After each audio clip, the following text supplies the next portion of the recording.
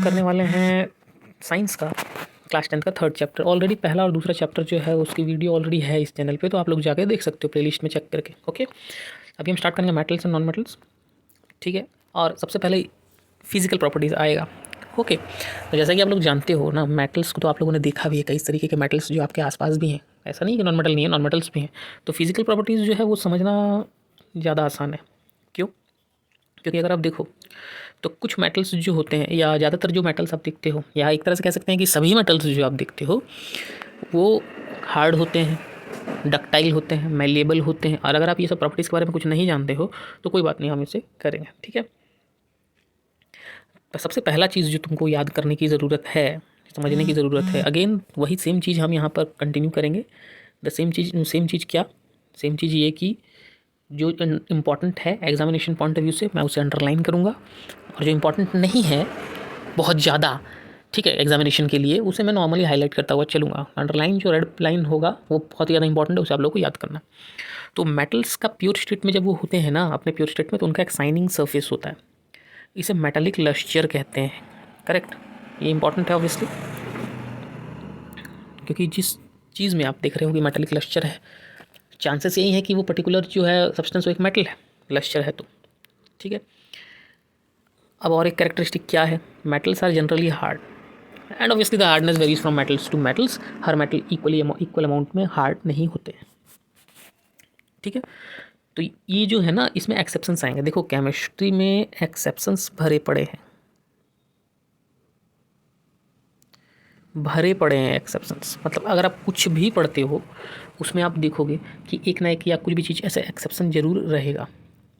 ठीक है, तो देख लेते हैं हम यहाँ पर कुछ मेटल्स जो हैं उनको बीट करके, पीट के उनको पतला पतला सीट भी बना दिया जाता है। ठीक है, कुछ मेटल्स जो होते हैं वो बीट करके उनको थिन सीट्स, पतला सीट्स बना दिया जाता है। इस प्रॉपर्टी को कहा जाता है मैलिएबिलिटी। ओके, मैलिएबिलिटी कहा जाता है। नाउ मेटल्स में एक प्रॉपर्टी ये भी होता है कि वो पतले वायर्स, थिन वायर्स में उनको कन्वर्ट कर दिया जाता है। ठीक है, थिन वायर्स में उसको कन्वर्ट कर दिया जाता है, उसको कहते हैं हम डक्टिलिटी। ठीक है, और अगर आप मैं एक बहुत इंटरेस्टिंग चीज़ बताऊं तो वो ये है कि 2 किलोमीटर लंबा वायर हम बना सकते हैं 1 ग्राम गोल्ड से। 1 ग्राम गोल्ड का हम 2 किलोमीटर वायर भी बना सकते हैं। सोच रहे हो किस लेवल में डक्टिलिटी है गोल्ड में? ओके, कितना इंटरेस्टिंग चीज़ है ये। ओके, नाउ आप ये प्रॉपर्टी जानते हो कि अगर नहीं जानते हो तो अभी जान लो। Metals are very good conductors of electricity. ठीक है, जैसे कि आप एक मेटल वायर को यहाँ पर रखे हुए हो और आप उसे हीट करोगे और यहाँ पे वैक्स लगा के पिन को लगा दिए हो, तो थोड़ी देर में वो पिन नीचे गिर जाएगा, क्योंकि ये वैक्स जो है वो गर्मी से पिघल जाएगा। क्यों गर्म होगा? क्योंकि मेटल जो है वो हीट को कंडक्ट करेगा, यहाँ से उधर ले जाएगा, जिससे कि वैक्स गर्म होगा और पिन जो है वो नीचे की तरफ गिर जाएगा। करेक्ट, ये एक्टिविटी बताता है कि metals are good conductor of electricity. Okay,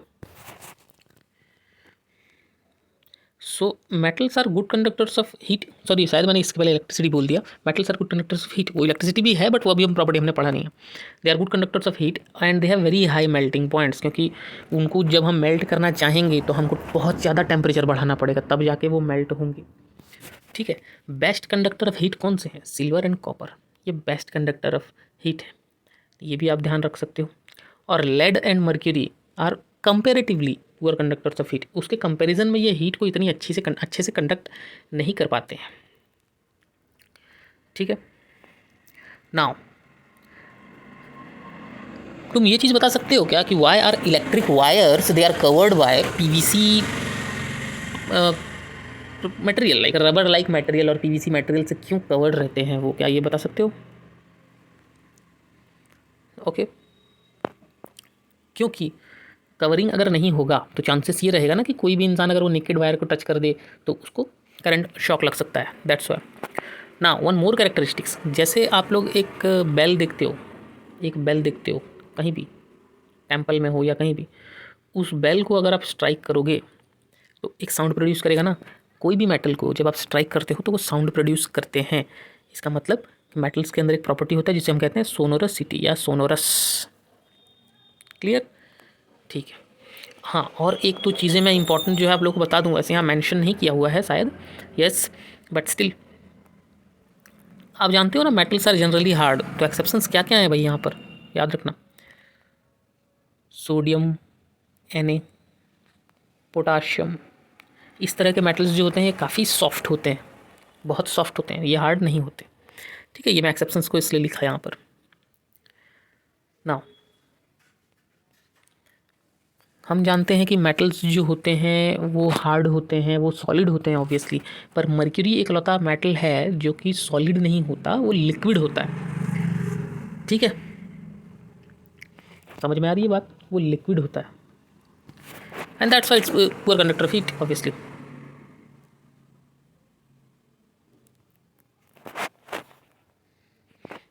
now हमने ये सोनोरिसिटी वगैरह तो पढ़ा।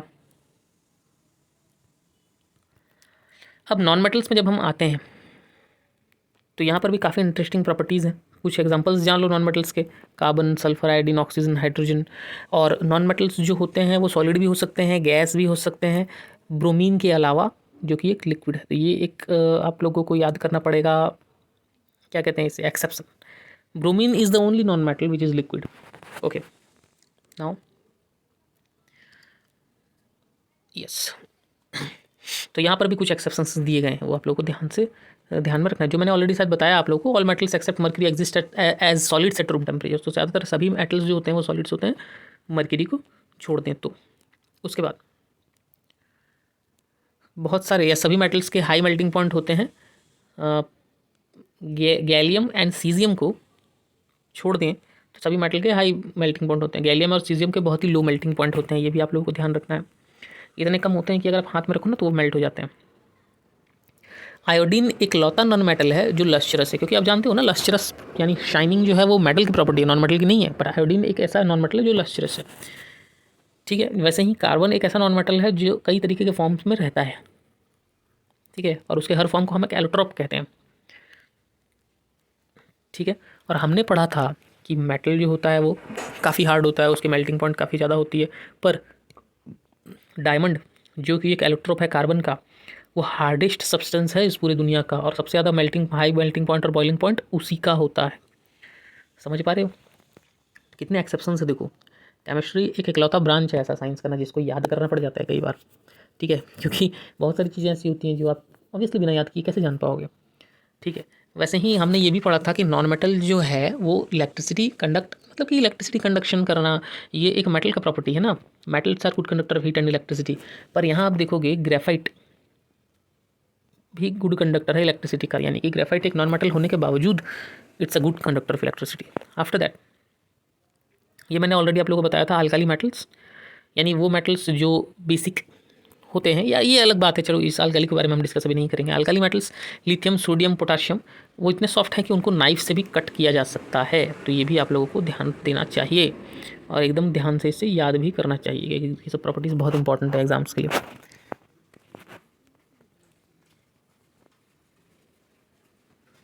नाउ बाकी तो हम और आगे केमिकल प्रॉपर्टीज़ में डिस्कस करेंगे, बट यहाँ पर ऑलरेडी कुछ लिख दिया है जो कि मुझे नहीं लगता इस समय यहाँ लिखना चाहिए था। पर यस, नॉन मेटल्स पानी में जब उसको घोलें, पानी में जब मिलाएंगे ना तो एसिडिक ऑक्साइड्स फॉर्म करेंगे, जबकि मेटल्स को पानी में मिलाने पर बेसिक ऑक्साइड्स फॉर्म करते हैं। ओके ओके देन, तो ये इंटेक्स्ट क्वेश्चंस आप लोगों को सॉल्व करना है। इस इंटेक्स्ट क्वेश्चन का सोल्यूशन भी मैं बताऊंगा, और ये हम कर ही लेते हैं। चलो करके आगे बढ़ते हैं। Give an example of a metal which is liquid at room temperature. So which metal is liquid at room temperature? It's obviously mercury, correct. Can be easily cut with a knife, sodium, मैंने इसका formula लिखा। Best conductor of heat, कौन सा metal है जो best conductor of heat है? कुछ भी लिखोगे ना आप तो, या तो सिल्वर या कॉपर, ये पढ़ ना। पूरा कंडक्टर ऑफ हीट, पूरा कंडक्टर ऑफ हीट कौन सा मेटल है? मर्क्यूरी लिख सकते हो अगेन। ठीक है, और meaning of malleable and ductile भी आप अच्छे से एक्सप्लेन कर सकते हो। Malleable means when the sheets of the metal और particularly a metal is beaten into thin sheets, ये मेलेबल है। और डक्टाइल क्या होगा? जब उसका हम वायर बनाते हैं तो उसे हम डक्टाइल कहते हैं, करेक्ट। बहुत आसान है। अब हम आते हैं केमिकल प्रॉपर्टीज़। जब मेटल को हम ऑक्सीजन के साथ रिएक्ट करें, या मेटल को जब हम जलाते हैं, बर्न करते हैं इन एयर, तो क्या बनता है? ये बिल्कुल ध्यान रखने वाली बात है, बहुत ही इंपॉर्टेंट है, इसे ध्यान रखना। Metal plus oxygen give metal oxide. Okay,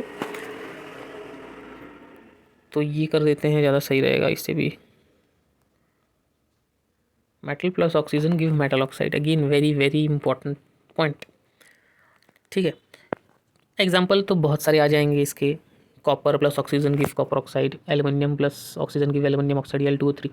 देखो, जितने एनसीईआरटी के रिएक्शंस आप देखोगे, जितने एनसीईआरटी के रिएक्शंस आप देख रहे हो, ये सब बहुत इंपॉर्टेंट है। और मैं एक तरीका बताता हूँ इसको करने का।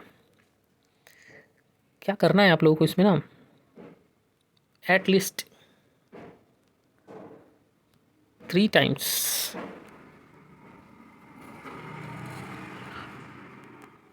टाइम्स प्रैक्टिस करना है आप लोगों को, कम से कम।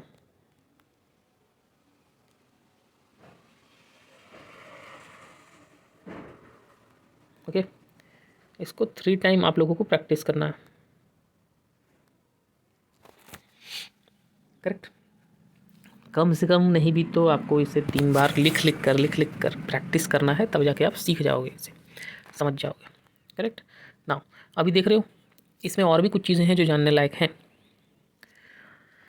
जैसा कि मैंने आप लोगों को बताया था कि मेटालिक ऑक्साइड्स जो होते हैं वो बेसिक होते हैं, और एसिडिक ऑक्साइड तो वो होंगे ना, नॉन मेटल वाले ऑक्साइड जो होते हैं वो एसिडिक होते हैं। हमने पढ़ा था, अभी कुछ देर पहले ही पढ़ा था। पर फिर एक्सेप्शंस आया। अरे केमिस्ट्री जो में है ना, वो एक्सेप्शंस भरा पड़ा है, पर हम जानते हैं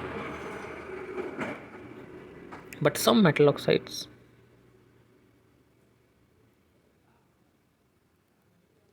ये मैंने थोड़ा स्टाइल चेंज कर दिया, बट ये भी इंपॉर्टेंट है।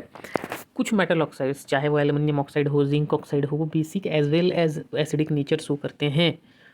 तो ऐसे मेटल ऑक्साइड्स जो एसिड और बेस दोनों से रिएक्ट करेंगे और सॉल्ट एंड वाटर प्रोड्यूस करेंगे, उन्हें एम्फोटेरिक ऑक्साइड कहा जाता है। एम्फोटेरिक ऑक्साइड एग्जाम में आएगा ही आएगा। ओके, वेरी इम्पॉर्टेंट, बहुत इम्पॉर्टेंट है, एग्जाम में आएगा एम्फोटेरिक ऑक्साइड्स। यहाँ पर आप रिएक्शंस देख सकते हो एम्फोटेरिक ऑक्साइड्स का, कि किस तरह से वो एक एसिड से रिएक्ट किया और किस तरह से वो एक बेस से रिएक्ट किया।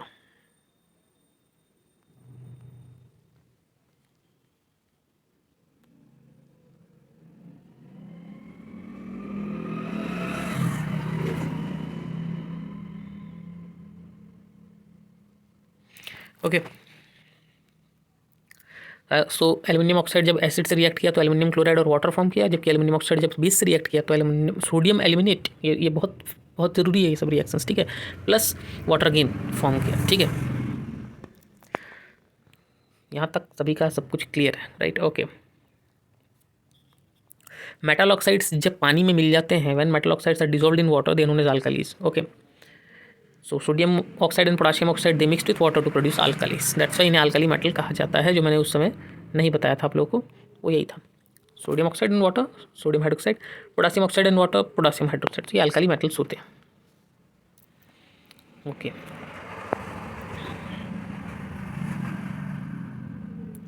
कई बार एग्जाम में क्वेश्चन आता है कि पोटाशियम और सोडियम को केरोसिन ऑयल में डुबाकर क्यों रखा जाता है। केरोसिन ऑयल में डुबाकर रखने का कारण ये है, ठीक है, ये रहा, या फिर कलर चेंज नहीं करेंगे, अदरवाइज कन्फ्यूज़न होने के चांसेस रह जाएंगे। ये भी इंपॉर्टेंट है। और ये रेड कलर,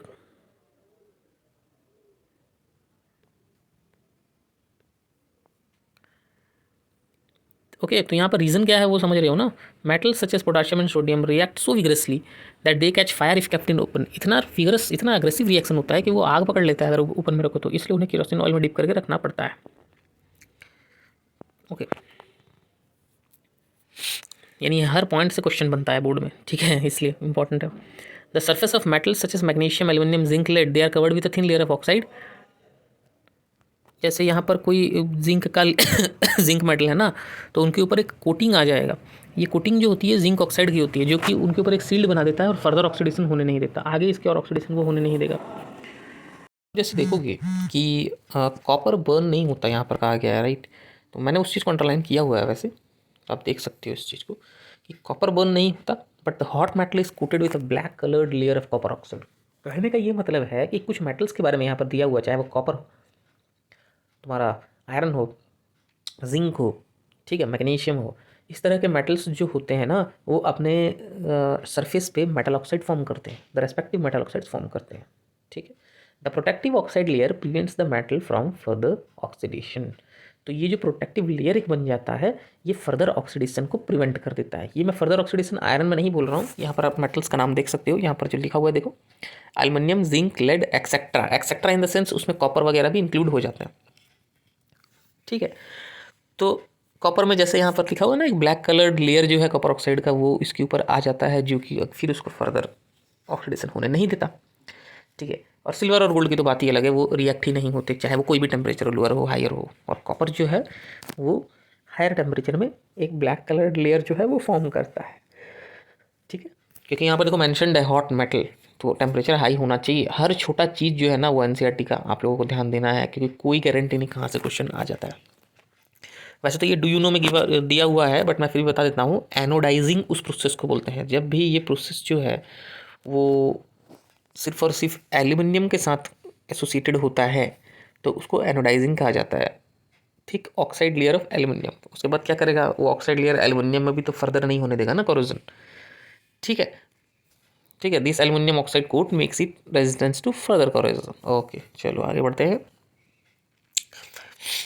तो आपको इतना तो समझ में आ गया होगा कि sodium is the most reactive of the samples of metals taken. That means what, simply आप ये कह सकते हो कि सोडियम का रिएक्शन जो है काफ़ी विग्रस होता है, काफ़ी एग्रेसिव होता है, and it's the most reactive metals, हम ये कह सकते हैं। ठीक है, but the reaction of magnesium is less vigorous. ये इससे ये पता चलता है कि it's not as reactive as sodium. Correct. ठीक है, तो ये आप मैं यहाँ पर हाईलाइट कर देता हूँ। The reaction of magnesium is less vigorous, implying that it is not as reactive as sodium. ठीक है, ये वो एज रिएक्टिव एज सोडियम नहीं है, कम है उससे।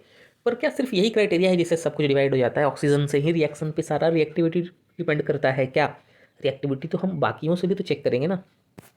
Okay, so the first criteria is, अरे जस्ट सेकंड, ओके ओके, तो सबसे पहला क्राइटेरिया क्या है? सबसे पहला क्राइटेरिया है, ध्यान रखना है आप लोगों को, मेटल पानी के साथ, वाटर के साथ किस तरह रिएक्ट करता है। ये जनरल एक इक्वेशन, केमिकल रिएक्शन आप लोगों को याद रखना है, और स्पेसिफिक तो बहुत सारे क्वेश्चंस मतलब कि रिएक्शंस इसमें दिए गए हैं। उसको तो मैं यही एडवाइस करूँगा कि आप लोग प्रैक्टिस करो, जितना प्रैक्टिस करोगे उतना अच्छा। और एनसीईआरटी के रिएक्शंस ब्लू कलर में जो लिखे होते हैं ये वाले, ये तो एग्जामिनेशंस के लिए बहुत ही इंपॉर्टेंट है। करेक्ट। तो अब देखो ये क्या रिएक्शन है, ये सेटअप देख रहे हो, इसमें क्या पता चलता है हमको? एक ग्लास वूल लिया गया है सोक्ड इन वाटर, सिंपली ये वाटर प्रोवाइड करने के लिए है। ये तो बर्नर है, इसे हीट किया जा रहा है, और ये मेटल सैंपल लिया गया है। कोई भी मेटल सैंपल आप लोग ले सकते हो जिसे आपको चेक करना हो। बर्नर ऑन करने के बाद रिएक्शन चालू हो जाएगा, और जब भी मेटल, ये मेटल है और ये वाटर प्रोवाइड कर रहा है, when the metal react with water it forms what, you can see the general formula equation है। मेटल और वाटर जब रिएक्ट करते हैं ना तो वो फॉर्म करते हैं मेटल ऑक्साइड और हाइड्रोजन।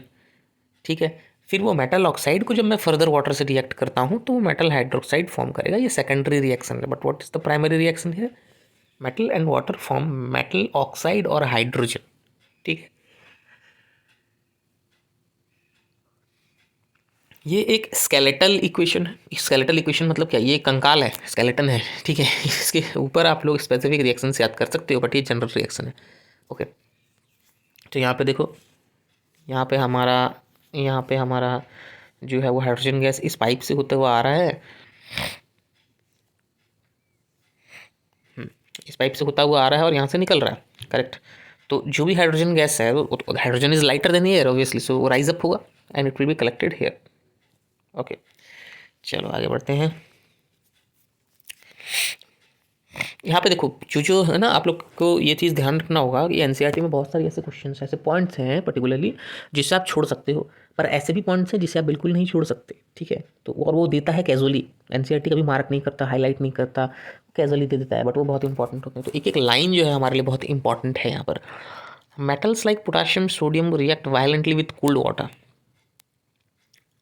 समझ में आ रही है बात? तो इसको आप लोगों को बिल्कुल ध्यान रखना है, क्योंकि मैंने देखा है इस तरह के क्वेश्चन इसमें आते हुए। Metals like potassium and sodium react violently with cold water. Okay, इनके केस में रिएक्शन इतना वायलेंट होता है और एक्सोथर्मिक होता है कि हाइड्रोजन जो निकलता है वो उसमें आग लग जाता है। Potassium and water gives potassium hydroxide, hydrogen and heat energy. देख रहे हो, ये स्टेज पार करता हुआ डायरेक्ट वाटर के साथ मेटल हाइड्रोक्साइड फॉर्म कर रहा है। Sodium and water gives sodium hydroxide, hydrogen and heat energy. तो इनका रिएक्शन अलग ही होता है क्योंकि ये बहुत ज़्यादा वायलेंट होते हैं। और जैसा कि मैंने बोला है अभी, कोशिश करो कम से कम 3 बार इस रिएक्शन को लिखने को कॉपी में, कम से कम 3, अदरवाइज क्या होगा कि आप सीख नहीं पाओगे, समझ नहीं पाओगे। इसलिए ओके नाउ, कैल्शियम को जब हम वाटर से रिएक्ट करते हैं तो calcium hydroxide and hydrogen. Okay चलो सही है। Okay so the reaction with calcium is less violent, बहुत थोड़ा लेस वायलेंट होता है, तो वो आग नहीं लगता उसमें तुरंत, it will not catch fire. Okay now calcium starts floating because the bubbles of, that is not important, क्योंकि बबल्स ऑफ हाइड्रोजन जो है वो मेटल के सरफेस में स्टिक हो जाएंगे, तो कैल्शियम जो है वो, और कैल्शियम जो है वो फ्लोट करता रहेगा उस पर्टिकुलर जो भी हम रिएक्शन यहाँ पर कर रहे हैं उस रिएक्शन में। ठीक है, मतलब कि उस पर्टिकुलर apparatus पे, सेटअप पे, जो भी जगह पे हम रिएक्शन कर रहे हैं उसकी बात कही गई है, वो इतनी इंपॉर्टेंट नहीं है। यहाँ पर देखो एक और चीज़ दिया गया है जो बहुत इंपॉर्टेंट है, वो आप लोग को ध्यान देना चाहिए, और वो ये है कि magnesium does not react with cold water, it reacts with hot water. और ये मैग्नीशियम हाइड्रोक्साइड और हाइड्रोजन फॉर्म करता है। ठीक है, तो ये आपको ध्यान रखना है, ये एग्जाम में आ जाएगा। ठीक है, और ये आता है भी। और aluminium and iron, zinc do not react either with cold और हॉट वाटर। ठीक है, वो ना तो कोल्ड वाटर ना हॉट वाटर किसी से रिएक्ट नहीं करेंगे, बल्कि वो स्टीम से रिएक्ट करेंगे और वो रिजल्ट सेम ही देंगे। एल्यूमिनियम ऑक्साइड एंड हाइड्रोजन, जो कि मैंने ऑब्वियसली जनरल इक्वेशन में बताया था, तो आप रिएक्शन तो ध्यान रख सकते हो। इंपॉर्टेंट है भाई, ये इंपॉर्टेंट है, इसे ज़रूर पढ़ लेना, ये सब रिएक्शंस बहुत इंपॉर्टेंट है। तो काइंडली प्रैक्टिस दिस। एग्जाम में आ जाने के बाद फिर पछतावा होने के अलावा और कुछ नहीं होता कि अरे मैंने अभी थोड़ी देर पहले बुक खोला था, देखा था पर पढ़ा नहीं ध्यान से, इसलिए। ठीक है, अब देखो ये भी है, बोलोगे सर ये तो बहुत ही छोटा इन्फॉर्मेशन, बट ये भी इंपॉर्टेंट है। Lead, copper, silver, gold do not react with water at all. ये रिएक्ट ही नहीं करेंगे वाटर के साथ, दिक्कत ही नहीं है कुछ। ओके नाउ, मेटल का वाटर के साथ रिएक्शन तो तुम लोगों ने देखा, अब मेटल का एसिड के साथ क्या रिएक्शन है वो देख लेते हैं। ठीक है, और ये बहुत इंपॉर्टेंट है। ठीक है, जो मैं बता रहा हूँ वो इंपॉर्टेंट है, उसे ध्यान जरूर देना।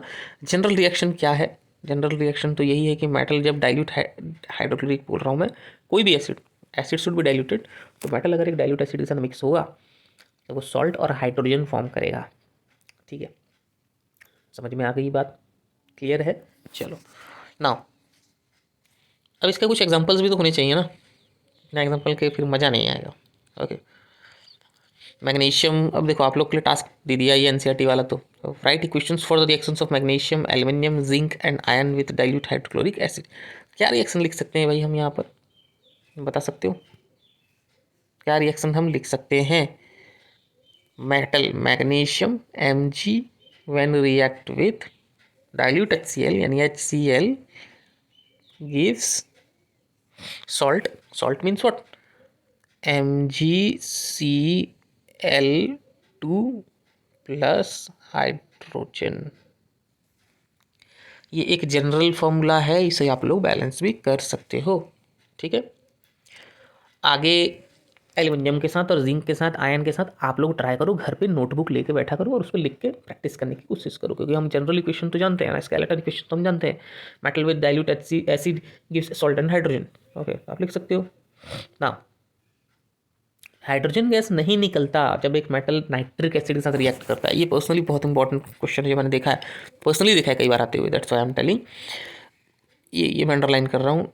नाइट्रिक एसिड के साथ रिएक्ट होने पे गैस नहीं निकलता हाइड्रोजन का। क्यों? क्योंकि नाइट्रिक एसिड इतना स्ट्रॉन्ग ऑक्सीडाइजिंग एजेंट है कि वो हर बार उस हाइड्रोजन गैस को ऑक्सीडाइज कर देता है और उसकी जगह वाटर बना देता है। ठीक है, तो मैं इसीलिए बोल रहा हूँ इस चीज़ को पढ़ना जरूर, और खुद रिड्यूस हो जाता है to any of the nitrogen oxides like N2, NO, NO2 whatever. ठीक है, ठीक है। अब भाई एक्सेप्शंस से पीछा तो नहीं छूट सकना, जब तक केमिस्ट्री पढ़ोगे एक्सेप्शंस तुम्हारे साथ चलेंगे। तो एक्सेप्शंस याद करना बहुत जरूरी है, केमिस्ट्री में भर भर के एक्सेप्शंस है और वो याद करने वाला साइंस है, यही इकलौता साइंस है जिसको याद करना पड़ता है। तो इसमें एक और एक्सेप्शन उठकर आ गया अभी, हाइड्रोजन गैस तो नहीं निकलता जब कोई मेटल रिएक्ट करता है नाइट्रिक एसिड के साथ, पर मैग्नीशियम और मैंगनीज जो है रिएक्ट करते हैं डाइल्यूट नाइट्रिक एसिड के साथ to evolve hydrogen gas. Manganese और मैग्नीशियम रिएक्ट करते हैं और वो हाइड्रोजन गैस भी फॉर्म करते हैं, बहुत ही इंपॉर्टेंट। ओके ठीक है। Copper does not react with dilute HCl। ये सब जो सेंटेंस है ना, इसके लिए पूरा कंसेप्ट लॉजिक जानने की जरूरत नहीं, ये सब आप लोग याद रख सकते हो, एग्जाम में आ जाता है। ठीक है, क्योंकि यहाँ एक छोटा सा एक्टिविटी दिया हुआ है, आप चाहो तो उसे कर सकते हो। Okay now let's move.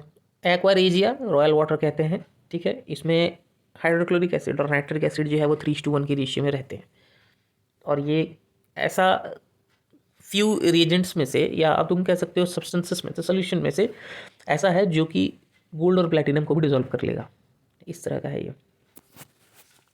ना आगे बढ़ते हैं। How do metal reacts with solutions of other metal salts, यानी एक मेटल और एक मेटल सॉल्ट के बीच का क्या रिएक्शन होगा, तो वो रिएक्शन हम इस तरह से याद करेंगे। एक मेटल ए जब salt solution of metal B के साथ रिएक्ट होगा तो वो आंसर बनेगा डिस्प्लेसमेंट, वो उसे डिस्प्लेस कर देगा और सॉल्ट सोल्यूशन ऑफ ए बन जाएगा और मेटल बी जो है वो बाहर आ जाएगा। तो ये सिंपल डिस्प्लेसमेंट रिएक्शन है। यहाँ पर ऑब्वियसली ए को बी से ज़्यादा रिएक्टिव होना पड़ेगा, तब जाके हम ये रिएक्शन देख पाएंगे।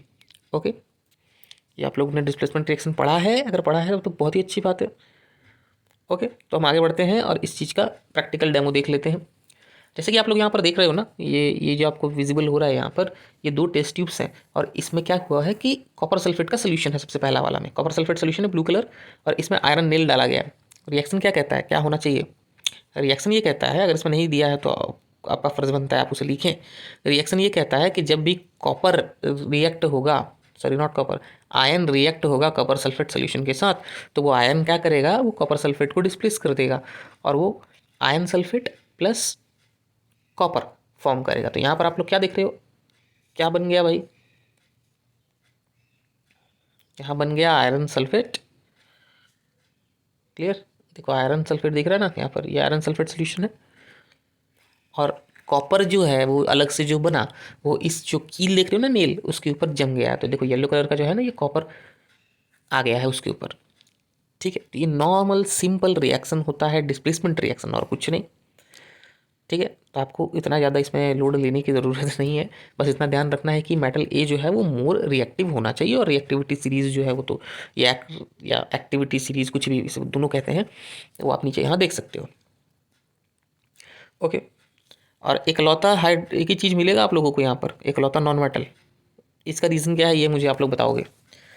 ठीक है, why there is one non metal in this reactivity series of metals. Okay, और बाकी आप लोग यहाँ देख सकते हो ना, पोटाशियम, सोडियम, कैल्शियम, मैग्नीशियम, जिस तरह से हम लोगों ने पढ़ा है इनका सब कुछ अकॉर्डिंगली ये दिया हुआ है, तो काफ़ी सही है ये। ठीक है, चलो इसे याद कर लेना है, इसको जितना जल्दी याद करो उतना अच्छा, क्योंकि डिस्प्लेसमेंट रिएक्शन इस तरह के रिएक्शंस में काफ़ी हेल्प होता है। Why sodium kept immersed in kerosene oil, इसका मैंने रीज़न ऑलरेडी बताया था। Sodium, why sodium is kept immersed in kerosene oil, because sodium इतना ज़्यादा वायलेंट रिएक्शन करता है कि वो ऑक्सीजन के साथ भी रिएक्ट कर जाता है। तो उसे प्रोटेक्ट करने के लिए सोडियम को कि वो रिएक्ट ना करे, उसे हमको केरोसिन ऑयल में रखना पड़ता है। तो यहाँ पर उसका आंसर दिया है, आप लोग को इस सब का आंसर जो है वो आराम से मिल जाएगा बिना किसी दिक्कत के। थोड़ा सा मेहनत करना पड़ेगा, बिना मेहनत कुछ नहीं मिलता भाई। ठीक है, आसानी से मिल जाएगा। तो एक्सीडेंटल फायर्स ना हो इसलिए उनको केरोसिन ऑयल में डिप करके रखा जाता है। इसके अलावा जितने भी क्वेश्चन है आप लोग आसानी से अटेम्प्ट कर सकते हो, they are not so hard, they are quite easy questions. Write equation for the reactions of iron with steam, iron और स्टीम का तो लिख ही सकते हो, Fe+H2O। ओके, ये तो आप लोग को पता है कैसे रिएक्ट करता है। कैल्शियम एंड पोटाशियम का वाटर के साथ रिएक्शन, तो आप लोग इस चीज़ को कर सकते हो। 4 मेटल का सैंपल्स दिया गया है, they were added in the following solution one by one. The result obtained had been tabulated as follows: iron sulfate, copper sulfate, zinc and silver nitrate. Which is the most reactive metal? A B C D में से देख सकते हो। अगर वो iron sulphate के साथ react नहीं कर रहा है ए, पर वो कॉपर सल्फेट में डिस्प्लेसमेंट कर रहा है, तो सीधी बात है वो एक ऐसा मेटल है जो कि कॉपर से ज़्यादा रिएक्टिव है। समझ पा रहे हो ना? तो कॉपर से ज़्यादा रिएक्टिव क्या हो सकता है? आ जाओ रिएक्टिविटी सीरीज में देखो। कॉपर से ज़्यादा रिएक्टिव लेड हो सकता है, आयरन हो सकता है, जिंक हो सकता है, एल्युमिनियम हो सकता है, पर वो आयरन के साथ तो रिएक्शन कर नहीं रहा। आयरन के साथ रिएक्शन कर नहीं रहा है मतलब वो आयरन से भी ज़्यादा रिएक्टिव, मतलब आयरन से ज़्यादा रिएक्टिव नहीं है, बट वो कॉपर से ज़्यादा रिएक्टिव है। तो यहाँ आप लोग को दिमाग लगाना है, सीधी बात है। तो वो कुछ ऐसा होगा ना जो बीच में हो, यानी कि लेड होगा। ठीक है, तो इस तरह से आप लोग ये क्वेश्चंस को करोगे, क्योंकि ये इन टेक्स्ट क्वेश्चन है। आप लोग जितना खुद से इसमें लड़ झगड़ के, अपने से लड़ झगड़ने इन द सेंस स्ट्रगल करके, कुछ कॉन्सेप्ट्स को तोड़ मरोड़ के देख के जितना आप लोग इसको करोगे उतना आप लोग के लिए बेहतर होगा। ओके, हमारा काम क्या है ना, अभी चैप्टर को, सिलेबस को कंप्लीट करना है। उसके बाद हम एक क्वेश्चन आंसर सेशन जब करेंगे उसमें हम ये सब डिस्कस कर लेंगे। Okay, how do metals and non metals react. अब ये मेटल और नॉन मेटल किस तरह से रिएक्ट करते हैं ये देखना बहुत ज़रूरी है, बहुत ही इंपॉर्टेंट चीज़ है ये। तो यहाँ पर आप डायरेक्ट आ जाओ। मेटल जो होते हैं वो इलेक्ट्रो पॉजिटिव होते हैं, ये तब आप लोगों को पता होगा, क्योंकि उनकी वैलेंसी जो है वो 1 होती है ना। सोडियम, अगर इसका इलेक्ट्रॉनिक कन्फिगरेशन अगर आप देखो तो सोडियम का इलेक्ट्रॉनिक कन्फिगरेशन क्या है, 11 है। ओके, और सॉरी मतलब कि टोटल एटॉमिक नंबर 11 है, और उसको हम लिखेंगे कैसे, 281। यानी उसमें हर बार, हर मेटल में हर बार 1 या 2 इलेक्ट्रॉन या जितने भी इलेक्ट्रॉन्स आपको एक्स्ट्रा मिलेंगे, और उनका काम होगा सामने वाले को डोनेट करना, क्योंकि वो डोनेट नहीं कर पाएगा तो वो खुद पॉजिटिव कैसे होगा। ठीक है ना, जैसे ये सोडियम है हमारा 281, जैसे मैंने आप लोग को बताया, ये क्या करता है, एक इलेक्ट्रॉन को डोनेट कर देता है और खुद बन जाता है पॉजिटिव कैटायन। ठीक है, ये हो गया पॉजिटिव कैटायन। अब इस पॉजिटिव कैटायन का जो है इलेक्ट्रॉनिक कन्फिगरेशन 28 है ना, नाउ इट्स 2, यानी से एक इलेक्ट्रॉन किसी को तो डोनेट करना है। क्लोरीन के पास देखा जाए तो कितने इलेक्ट्रॉन्स रहते हैं, 287। इसके पास एक इलेक्ट्रॉन की कमी है, तो ये वो इलेक्ट्रॉन ले लेगा और ये 288 बन जाएगा। ये स्टेबल बन गया, ये स्टेबल बन गया, सोडियम खुश, क्लोरीन खुश, हम तो वैसे ही खुश, आप तो वैसे ही खुश। तो हमारा कंप्लीट हो गया ये आयनिक बॉन्ड। ठीक है, सोडियम और क्लोरीन मिलकर बनाया sodium chloride, ionic bond, ionic bond बन गया। तो आई होप आप लोगों ने इस चीज़ को समझा है। ओके, अब मुझे आप लोग पूछ सकते हो कि सर इलेक्ट्रॉनिक कन्फिगरेशन के बारे में कैसे जानेंगे। वैसे तो बेसिक नॉलेज अप टू 20 आप लोगों को होना चाहिए, और बुक में जितना गिवन है कम से कम आप उतना याद रख सकते हो। ठीक है, नोबल गैसेस का, मेटल्स का, नॉन मेटल का, जितना गिवन है उतना याद रखो। एनसीईआरटी का जो है वो याद रखना बहुत ही ज़रूरी है। अब अगर मैं क्वेश्चन चेंज करूं और क्वेश्चन में मैं मैग्नीशियम दे दूं, मैग्नीशियम का इलेक्ट्रॉनिक कन्फिगरेशन तो होता है 282 because its atomic number is 12। तो यहाँ पर 2 इलेक्ट्रॉन अगर आप देखोगे ना, तो वो 2 इलेक्ट्रॉन को डोनेट कर रहा है। क्यों कर रहा है वो, अगर 2 इलेक्ट्रॉन को डोनेट नहीं करेगा तो उसका ऑक्टेट, सॉरी उसका, यस ऑक्टेट सही तो बोला मैंने, उसका ऑक्टेट कंप्लीट नहीं होगा, या फिर हम कह सकते हैं कि वो स्टेबल नहीं होगा, 28 नहीं होगा। और वहीं पे क्लोरीन का तो फिर एक ही वैकेंसी खाली है ना भाई, तो 2 लोग कहाँ से उस पोस्ट में काम करेंगे, समझ पा रहे हो। क्लोरीन के पास तो एक ही जगह खाली है, उसमें 2 इलेक्ट्रॉन्स आएंगे कहाँ से। तो उस चीज़ के लिए क्या करना है कि हम क्लोरीन ही 2 क्यों ना ले लें। तो इसलिए यहाँ पर होता है कि Mg और 2 क्लोरीन को लेकर MgCl2 बनता है ना। इंटरेस्टिंग, काफ़ी इंटरेस्टिंग है। वैसे ही आप लोग मुझे करके दिखाओगे एल्युमिनियम क्लोराइड का AlCl3 किस तरह से बनता है, ये आप लोग मुझे करके दिखाओगे। Correct, okay. नाउ अब प्रॉपर्टी में आ जाते हैं आयनिक बॉन्ड में। ये आयनिक बॉन्ड है वैसे, क्योंकि इसमें कंप्लीट शेयरिंग ऑफ इलेक्ट्रॉन्स होती है, इसलिए इसे आयनिक बॉन्ड कहते हैं। इनकी प्रॉपर्टीज़ क्या है, बहुत इंपॉर्टेंट है। सबसे पहला मेल्टिंग पॉइंट, बॉइलिंग पॉइंट देख रहे हो आप लोग, कितना हार्ड है ये, सॉरी कितना हाई है, ये हार्ड कह दिया मैंने। सो जनरल प्रॉपर्टीज़ क्या है, आयनिक बॉन्ड्स तो जनरली सॉलिड्स होती हैं, क्योंकि इनका फोर्स ऑफ अट्रैक्शन काफ़ी स्ट्रॉन्ग होता है, क्योंकि आयनिक बॉन्ड है ना, ये तो कंप्लीट एक्सचेंज से बनी है, तो फोर्स ऑफ अट्रैक्शन सही में काफ़ी स्ट्रॉन्ग होता है। Okay, they are generally brittle and break into pieces. वो तो ब्रिटल का मतलब ही वही है कि ब्रेक इनटू पीसेस, तो वो याद नहीं करना, ये जनरली ब्रिटल होते हैं। मेल्टिंग एंड बॉइलिंग पॉइंट जो मैंने कहा था, बहुत ही हाई मेल्टिंग और बॉइलिंग पॉइंट है, क्यों ना हो, क्योंकि भाई ब्रेक करने में, इनको बॉयल करने में, इनके मॉलिक्यूल्स को ब्रेक करने में बहुत ज़्यादा एनर्जी भी तो लगता है ना, तो वो तो हाई होना ही है। करेक्ट, समझ में आ गया बात।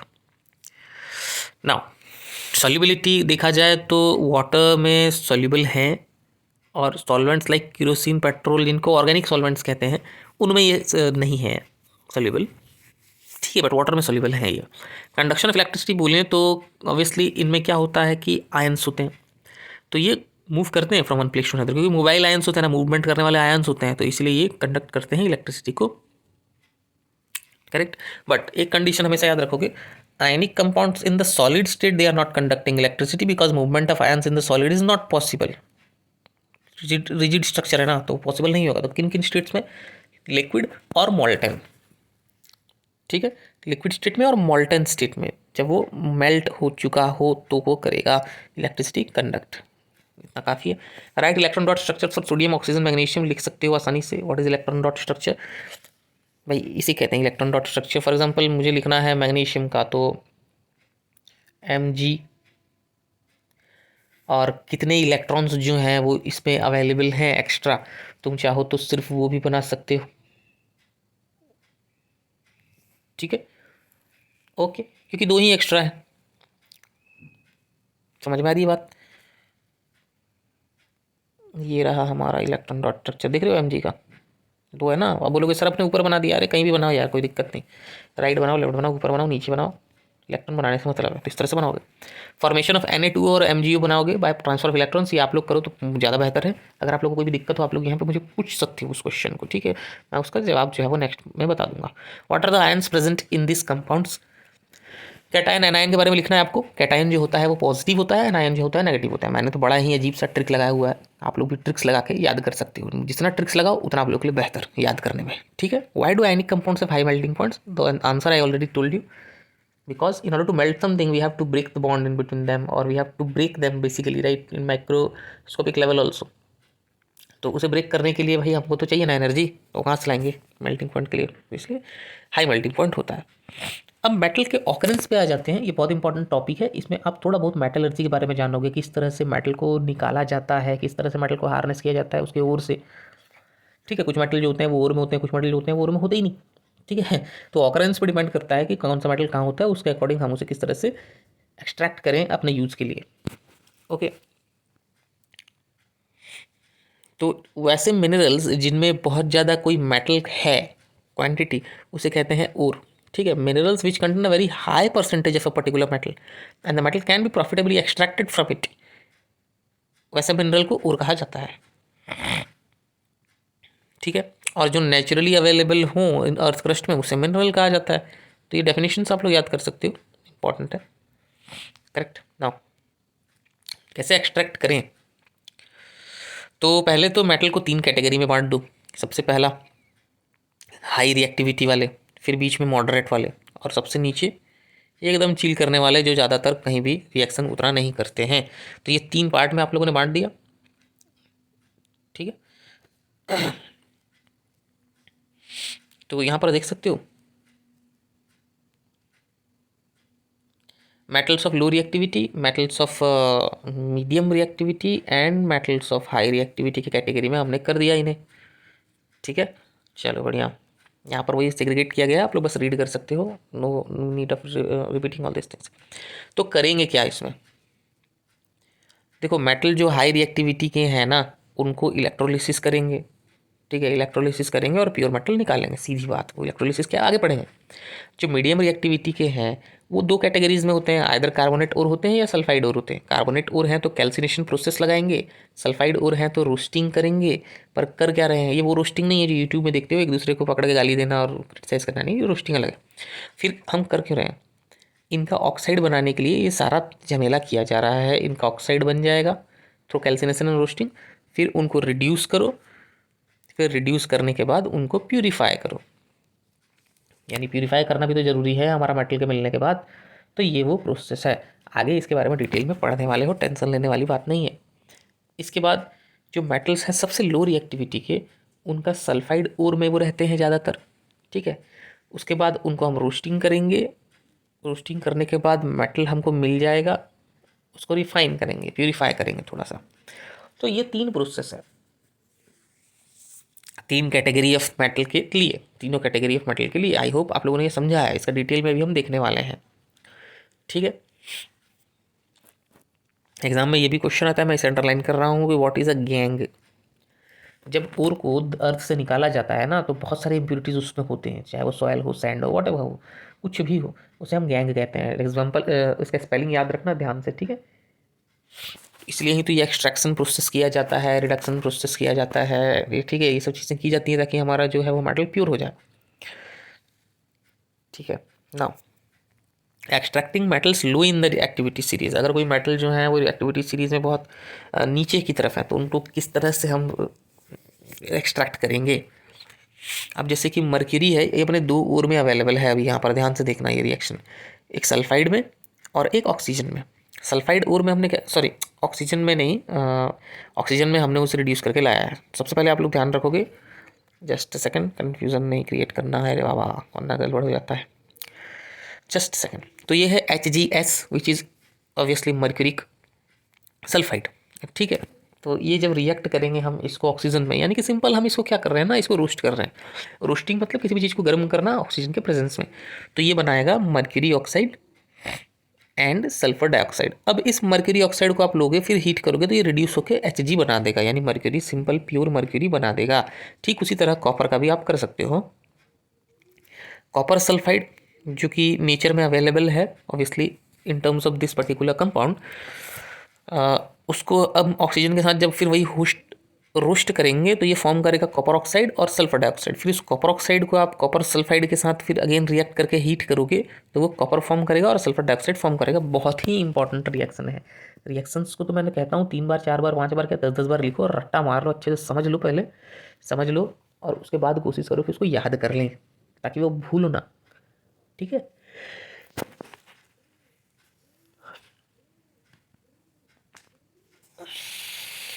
मेटल्स रिएक्टिविटी सीरीज़ के बीच में है ना, मिडिल में है, उनका हम क्या करेंगे या उनका एक्सट्रैक्शन कैसे होगा।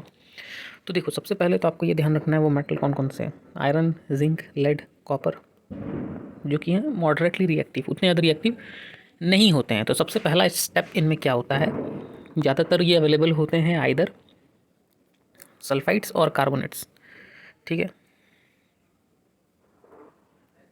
पर किसी भी मेटल को उसके ऑक्साइड से हार्नेस करना, निकालना, एक्सट्रैक्ट करना बहुत ज़्यादा इजी होता है। तो मैंने वो इंपॉर्टेंट चीज़ों को अंडरलाइन किया, इसको आप पढ़ोगे ज़रूर, चाहो तो आप इसको नोट्स बना सकते हो, रीड कर सकते हो, करेक्ट, ओके। तो 2 तरीका हम अपनाएंगे इनको उनके ऑक्साइड्स में कन्वर्ट करने का, क्योंकि ऑक्साइड से यूज़ करना ज़्यादा आसान होता है, जैसे कि मैंने अभी आप लोगों को बताया। तो आप क्या करोगे, 2 तरीका क्या है। पहला जो तरीका है वो है रोस्टिंग, दूसरा जो तरीका है वो है कैल्सिनेशन, ठीक है। तो देखो सबसे पहला क्या होता है, सल्फाइड ओर जो होते हैं ना उनको मैं स्ट्रांगली हीट करूँगा अगर एक्सेस एयर में, यानी कि सफिशिएंट सप्लाई ऑफ ऑक्सीजन में, तो इस प्रोसेस को हम कहेंगे रोस्टिंग।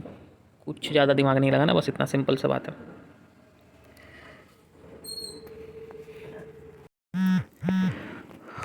और अगर मैं कार्बोनेट ओर्स को, देखो दोनों के लिए अलग अलग है, कार्बोनेट के लिए कैल्सिनेशन है, सल्फाइड के लिए रोस्टिंग है। कार्बोनेट ओर को अगर मैं लिमिटेड सप्लाई ऑफ ऑक्सीजन में हीट करता हूँ तो उसे कैल्सिनेशन कहते हैं। और दोनों ही जो है वो अच्छा खासा स्ट्रॉन्ग हीटिंग की बात कर रहा हूँ मैं, करेक्ट। जैसे एक एग्जांपल है जिंक सल्फाइड, जैसा मैंने कहा सल्फाइड ओर में रोस्टिंग किया जाता है, प्लस ऑक्सीजन क्या बना, zinc oxide plus sulphur dioxide. Calcination में भी हमने कार्बोनेट ओर को लिया, हीट किया, उससे लिमिटेड सप्लाई में जिंक ऑक्साइड और कार्बन डाइऑक्साइड। हमारा काम था उन्हें ऑक्साइड्स बनाना। ऑक्साइड बनाने के बाद क्या करेंगे, ऑक्साइड बनाने के बाद हम उसे रिड्यूस करेंगे। रिड्यूस करने के लिए हम कोई एक एलिमेंट लेंगे, राइट। यहाँ पर हमने कार्बन लिया हुआ है, ओके, राइट। तो यहाँ पर जैसे दिया है ना, metal oxides are then reduced to the corresponding metal by using suitable reducing agents like carbon, okay. तो क्या कार्बन के अलावा भी हम कुछ यूज़ कर सकते हैं, हाँ कर सकते हैं, ठीक है। कार्बन के अलावा besides using carbon to reduce metal oxides to metals, sometimes a displacement reaction can also be used। अगर आप जानते हो कि आपको तो ये प्रोसेस पता है, ये तो मैंने भी बताया था आप लोगों को कि जो हाईली रिएक्टिव होता है वो अपने से कम रिएक्टिव वाले को डिस्प्लेसमेंट रिएक्शन में डिस्प्लेस कर देता है, राइट। उसका एक एग्जांपल ले लो, जैसे हाईली रिएक्टिव कौन कौन से हैं, सोडियम, कैल्शियम, एल्युमिनियम एक्सेट्रा, ये सब हाईली है ना, तो रिड्यूसिंग एजेंट पे परफेक्ट बैठते हैं या परफेक्टली यूज़ हो जाते हैं। फॉर एग्जाम्पल यहाँ देखो, ये रहा मैंगनीज ऑक्साइड प्लस एल्युमिनियम के साथ जब मैं इसे रिएक्ट करता हूँ तो एल्युमिनियम यहाँ एक्ट करता है एज अ रिड्यूसिंग एजेंट, और वो मैंगनीज को या फिर हम कह सकते हैं डिस्प्लेसमेंट करता है और मैंगनीज को सेपरेट कर देता है और खुद एल्युमिनियम ऑक्साइड फॉर्म कर लेता है with obviously certain amount of liberation of heat, जिसे हम एक्सोथर्मिक रिएक्शन कहते हैं। तो यहाँ पर एल्युमिनियम के साथ और मैंगनीज डाइऑक्साइड के साथ डिस्प्लेसमेंट रिएक्शन हुआ, ठीक है। डिस्प्लेसमेंट रिएक्शन हुआ जहाँ पर एल्युमिनियम ने मैंगनीज को डिस्प्लेस किया और डिस्प्लेस करके मैंगनीज को अलग कर दिया और खुद एल्युमिनियम ऑक्साइड फॉर्म कर लिया, करेक्ट, करेक्ट। यहाँ तक समझ में आ गई बात। और ये जो डिस्प्लेसमेंट रिएक्शंस होते हैं ये आप देख सकते हो, यहाँ पर खुद आप लोगों को दिख रहा होगा, ये हाईली एक्सोथर्मिक होते हैं। यहाँ पर हीट देख रहे हो, इसी से ही काफ़ी कुछ मिलता जुलता थर्माइट रिएक्शन होता है, या एग्जैक्टली यही होता है वैसे तो, जिसमें कि हम एल्युमिनियम और आयरन ऑक्साइड को रिएक्ट करते हैं, क्योंकि ये एक डिस्प्लेसमेंट रिएक्शन है जिसमें आयरन जो है वो डिस्प्लेस्ड हो जाता है बाय एल्युमिनियम, और हमको लॉट ऑफ हीट मिलता है, और हीट इतना ज़्यादा हो जाता है कि इस हीट की वजह से हमको मॉल्टन मेटल मिलता है, राइट। जो मेटल होता है ना वो मॉल्टन होता है, ठीक है। The amount of heat evolve is so large that the metals are produced in molten state, ठीक है। तो रेलवे ट्रैक्स को ज्वाइन करने के लिए थर्माइट रिएक्शन को किया जाता है, जो आप नीचे देख रहे हो। It is use to join railway tracks और क्रैक्ड मशीन पार्ट्स, क्योंकि भाई वहाँ से जो आयरन निकलेगा वो तो मॉल्टन में होगा ना, तो अपना काम तो हो गया, उसे मेल्ट करने की भी ज़रूरत नहीं है और आयरन भी आपको मिल जाएगा, ठीक है। ये परफेक्ट प्रोसेस है इन सब चीज़ों के लिए। अब आ जाते हैं तीसरी कैटेगरी में कि जो metals top of the activity series में हैं उनका क्या हाल है, उनको कैसे करेंगे, ठीक है। ओके, ये रहा reason. metals are obtained, just a second, sorry, these metals are obtained by electrolytic reduction, ठीक है। ये बहुत ही रिएक्टिव होते हैं, ठीक है, समझ में आ रहा है ना। तो इनको कार्बन से हीट करने से कुछ होने जाने वाला है नहीं, और carbon can not reduce the oxides of sodium, magnesium, calcium and aluminium to the respective metals. अब देखो ये मेटल जो होते हैं वो इतना ज़्यादा रिएक्टिव होते हैं कि इनका एफिनिटी जो है ना वो ऑक्सीजन की तरफ ज़्यादा होता है। ये तुम समझ रहे हो कि एफिनिटी का मतलब, यानी कि इनका जो अट्रैक्शन है ना वो ऑक्सीजन की तरफ बहुत ज़्यादा होता है रादर देन कार्बन। तो ये कार्बन से रिएक्ट करने से ज़्यादा बेहतर ऑक्सीजन से रिएक्ट करना समझते हैं, ठीक है। तो इनको इस तरह से रिडक्शन, कैल्सिनेशन, रूस्टिंग करके तो हम कर नहीं पाएंगे, ठीक है। तो क्या तरीका है जो जिससे ये हो पाए, यह है इलेक्ट्रोलिटिक रिडक्शन, क्योंकि इनमें आयन्स होते हैं बहुत ज़्यादा, ठीक है। अब जैसे एग्जाम्पल के तौर पर मैंने सोडियम क्लोराइड का एक सोल्यूशन लिया पानी में, ठीक है, और उसमें मैं इलेक्ट्रोलिसिस किया, यानी कि यहाँ वो सेटअप दिया होगा ऑब्वियसली, ये देखो, ठीक है, इस तरह से, बट ये रिफाइनिंग में दिया हुआ है, ठीक है, पर दिखता तो कुछ ऐसा ही है ऑब्वियसली। तो यहाँ पर जो कैथोड होता है, आप लोगों को पता है कैथोड क्या होता है? कैथोड जो होता है वो नेगेटिव चार्ज होता है या पॉजिटिव चार्ज होता है, ये आप लोगों को क्लियर रखना है। देखिए, कैथोड नेगेटिव चार्ज होता है, एनोड पॉजिटिव चार्ज होता है, ये दो इलेक्ट्रोड्स होते हैं। तो जो मेटल होंगे ना वो हमेशा डिपॉजिट होते हैं एट द कैथोड, क्योंकि वो नेगेटिवली चार्ज है, और मेटल्स के जो आयंस निकलते हैं प्योर मेटल के वो पॉजिटिव होते हैं, जैसे कि आप लोग यहाँ देख रहे हो Na+, सॉरी ये रहा Na+ पॉजिटिव है ना, और जो एनोड में क्या होता है Cl-, नॉन मेटल के नेगेटिव होते हैं, ठीक है। तो क्लोरीन कहाँ लिबरेट होगा? क्लोरीन तो वहीं लिबरेट होगा जो पॉजिटिव चार्ज इलेक्ट्रोड है, क्योंकि भाई unlike poles they attract each other, unlike charges they attract each other, ये आप लोगों को पता है, और पता नहीं है तो पता होना चाहिए, करेक्ट, दैट्स वाई। तो ये रहा रिएक्शंस। तो आप जब कैथोड में देखोगे तो वहाँ प्योर मेटल डिपॉजिट हो रहा है, और एनोड में देखोगे तो नॉन मेटल सारा डिपॉजिट हो जाएगा, क्लियर है। चलो आगे बढ़ते हैं।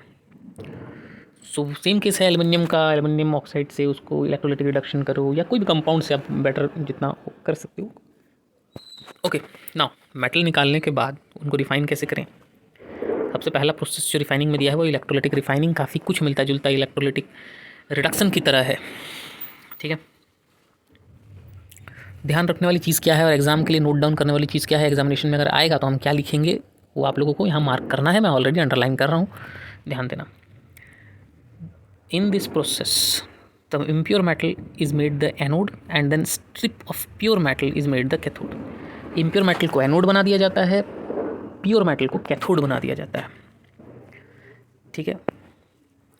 और उसी मेटल के सॉल्ट को इलेक्ट्रोलाइट बनाकर इसमें सॉल्यूशन में डाला जाता है, क्लियर है। ओके, नाउ रिएक्शन स्टार्ट कर देने के बाद, करंट पास करने के बाद इलेक्ट्रोलाइट से एक प्योर मेटल जो है from the anode dissolves into the electrolyte, क्योंकि एनोड में हमने इम्प्योर मेटल लिया है। तो इम्प्योर मेटल का मतलब क्या? इम्प्योर मेटल का मतलब क्या? इम्प्योर मेटल का मतलब है कि भाई उसमें प्योर तो है प्लस इम्प्योरिटी है, यही है ना, प्योर तो है पर उसमें इम्प्योरिटी है।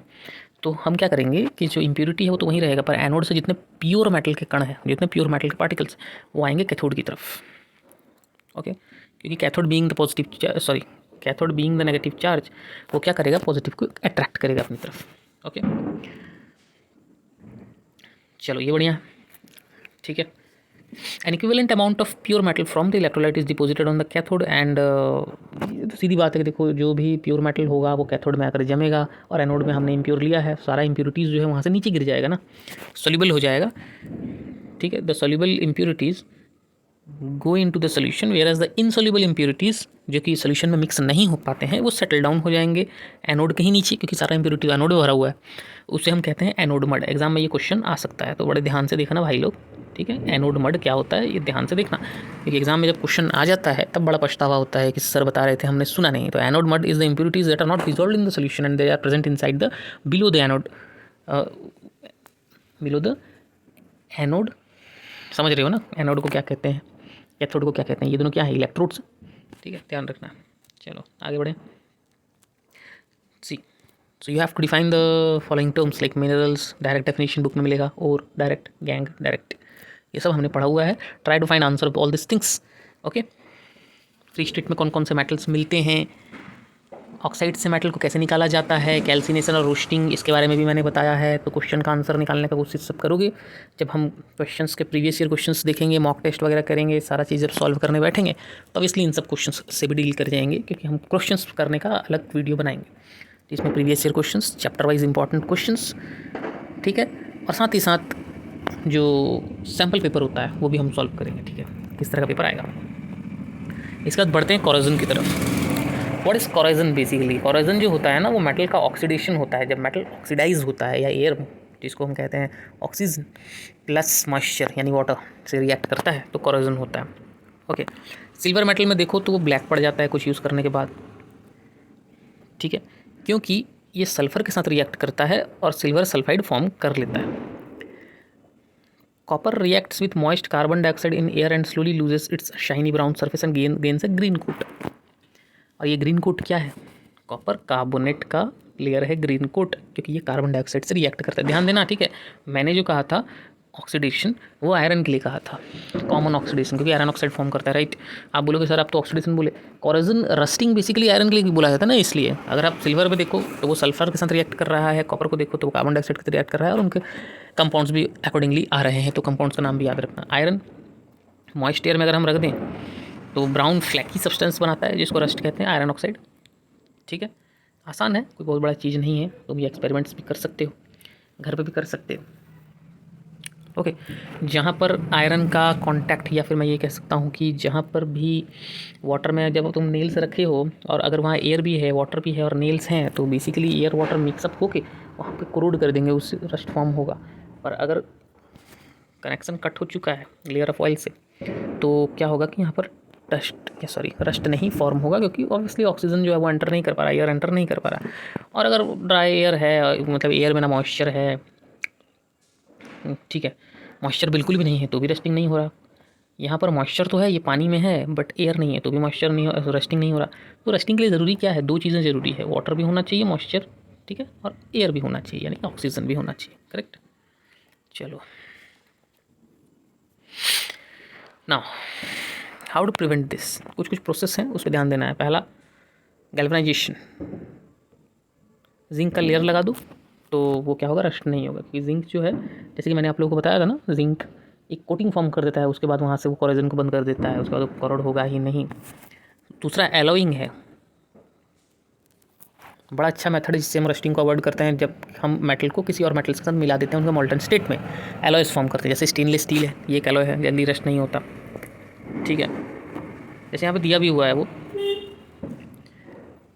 जब आयरन को हम निकल और क्रोमियम से मिलाते हैं स्टेनलेस स्टील मिलता है, और हार्ड भी होता है, रस्ट भी नहीं होता। तो तुमको जो भी प्रॉपर्टी चाहिए ना तुम वो बना सकते हो, वो ले सकते हो मेटल से, पर उसको अकॉर्डिंगली आपको मिलाना होगा दूसरे मेटल्स के साथ, मेटलर्जिकल प्रोसेसेस करने होंगे तब जाके वो होगा।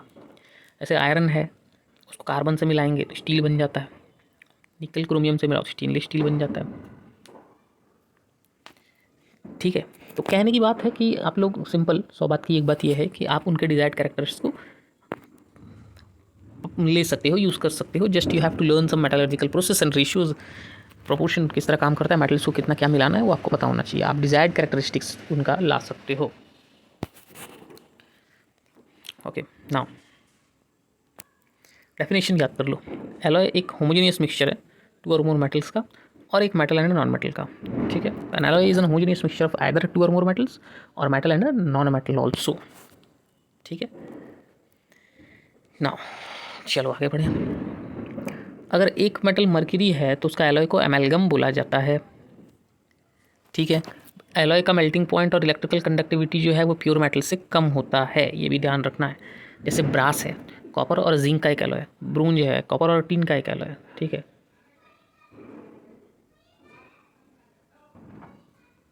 ओके, ये अच्छे कंडक्टर नहीं है इलेक्ट्रिसिटी के, जबकि कॉपर तो बड़ा अच्छा कंडक्टर है, ठीक है।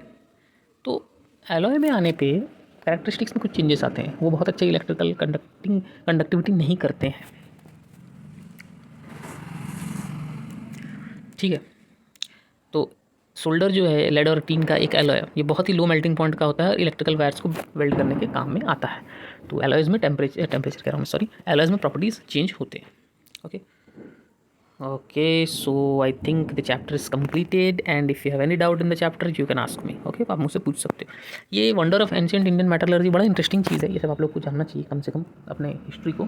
ये आयरन पिलर जो आप देख रहे हो सामने दिल्ली में कुतुब मीनार के कंपाउंड में ही है ये, और ये जो है करीबन 6000 kg का है और 1600 ईयर्स अगो से ये ऐसे ही का ऐसे ही है और इसमें कोई रस्ट नहीं हुआ। पुराने ज़माने के लोग जो थे वो कहीं अधिक एडवांस्ड थे, साइंस में भी, कलाकारी में भी, हर चीज़ में अभी से बहुत ज़्यादा एडवांस थे। वो किस मेटल का इस्तेमाल किया, किस अलॉय का इस्तेमाल किया, कितने क्या प्रोपोर्शन में क्या मिला है, वो हमको अभी तक कुछ आइडिया नहीं है। लोग अब तक कई साइंटिस्ट इसके बारे में पता लगाने की कोशिश कर रहे हैं, बट ये बहुत बड़ा मिस्ट्री है कि 1600 सालों में भी इस जो पिलर है इसमें संक कैसे नहीं लगा, रस्ट कैसे नहीं लगा। आप लोग भी इसके बारे में सोचिए। तब तक के लिए पढ़ते रहिए, बढ़ते रहिए, ठीक है। हम मिलते हैं अपने अगले क्लास में। Okay, bye bye, have a nice day everyone.